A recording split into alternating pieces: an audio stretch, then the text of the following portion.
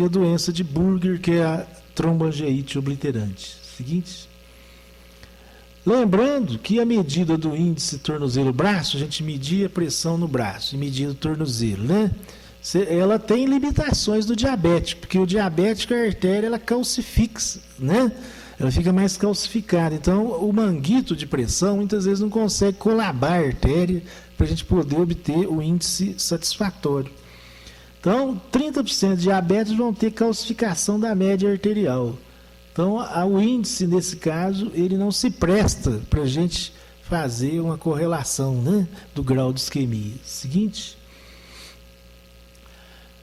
Alguns pacientes, a gente vai ter que desbridar a lesão. Observe ali, né? Uma lesão que não se restringe apenas a esse dedinho, não. Ela vai para dentro do pé.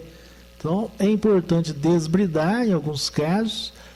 Para isso, esse desbridamento ele é precedido da gente ter que verificar se esse pé está bem nutrido com sangue, né? Se ele está bem suprido de sangue. Seguinte, um desbridamento num membro que não está revascularizado pode levar a uma amputação. Então, muitas vezes, antes de desbridar, nós temos que pôr uma ponte safena.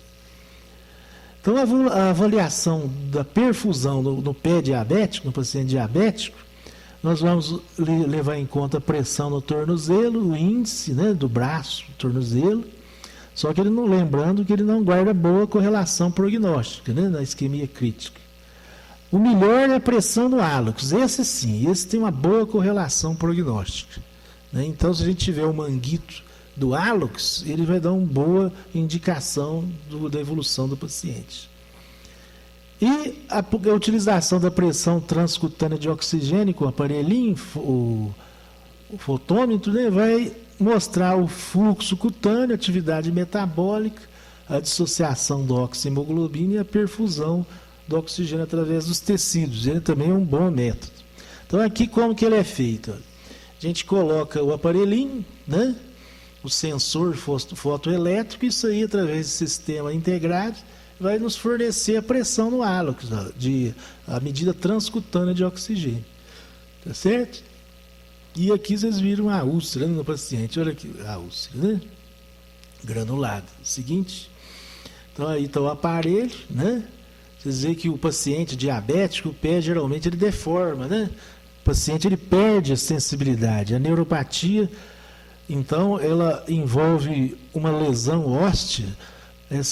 O osso ele é decomposto, então ele perde a articulação normal, o paciente então perde a arquitetura normal do pé e os ossos às vezes eles protundem na pele, levando ao mal perfurante plantar. É a chamada osteoartropatia de Charcot. Seguinte, observe aqui um paciente diabético com lesões importantes, né? Essa medida da pressão ela vai fornecer para o médico o índice de prognóstico, se ele vai evoluir bem ou não, né?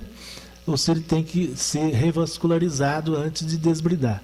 Seguinte, esse paciente aí, ele cicatrizou bem a lesão, né? E aqui está sendo medida a gradiente de pressão transcutânea de oxigênio. Seguinte, então a avaliação funcional da doença arterial periférica, ela guarda uma relação com esses índices. Seguinte, quando o paciente está com lesões importantes, gangrena, por exemplo, antes de desbridar, nós temos que pôr a ponte. Se a gente vier aqui simplesmente ressecar o dedo, né, esse pé ele pode perder. O desbridamento não vai ficar só aqui. De um dia para o outro evolui. Então a ponte safena, como vocês estão vendo aqui, foi feita uma arteriografia, né?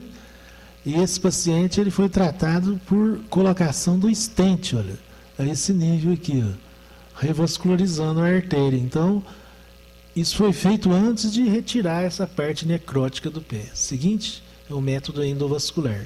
Quando que a gente vai revascularizar? Quando tem isquemia crítica com lesões em progressão, mas temos que avaliar sempre caso por caso. Seguinte. Então, nós temos aqui um diagrama, né, que mostra como que a gente vai seguir. O paciente angiopata, que tem a necrose de Monkberg, né, que acomete a média do diabético, da parede arterial. Se ele tiver neuropatia, sofrer um trauma ou tiver infecção, né, ele já tem a doença arterial, nós vamos ter um quadro isquêmico e neuroisquêmico. Se infectar, nós temos que drenar, desbridar. E amputação primária, muitas vezes. Mas se ele tiver com uma isquemia crítica, estável, o tratamento é conservador. Se ela progredir, nós temos que pôr a ponte e acompanhar. Seguinte. E o que impede a cicatrização no diabético?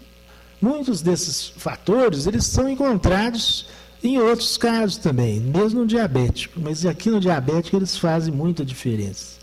A isquemia, a infecção, o edema, o descontrole da umidade, ferida seca, ferida com excesso também de umidade, fatores sistêmicos como a desnutrição, diabetes mellitus, a anemia. A amputação primária, muitas vezes ela é feita, né, antes de revascularizar, e ela é feita sempre que nós não temos como pôr ponte. Quando o paciente tem uma necrose extensa do pé, da planta do pé, como a perna já não move mais, nós temos anquilose do joelho, aí não há prognóstico para o paciente para ele poder usar a perna. E aqueles pacientes com doença terminal, com baixa expectativa de vida, por exemplo, um paciente diabético, né, que é raro, mas já é idoso, e em circunstâncias bem debilitantes, a gente não vai fazer revascularização, né? Muitas vezes a gente tem que amputar mesmo. A amputação secundária, a gente chama amputação secundária, as amputações precedidas de um tratamento clínico otimizado ou um tratamento cirúrgico. E quanto está indicada a amputação? As amputações menores são aquelas amputações de podáctilos, abaixo da interlinha da articulação tibiotársica, da intertársica. Então, principalmente os podáctilos. Nós vamos remover a gangrena após a revascularização ou desbridar o pé com infecção e corrigir deformidade no pé. São as amputações menores. Então, aqui, por exemplo, uma amputação menor, um paciente diabético, né?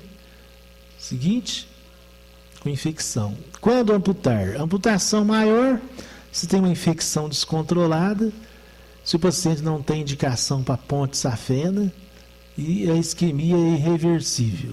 E a amputação menor no infectado, pós-ponte safena e após corrigir as anormalidades.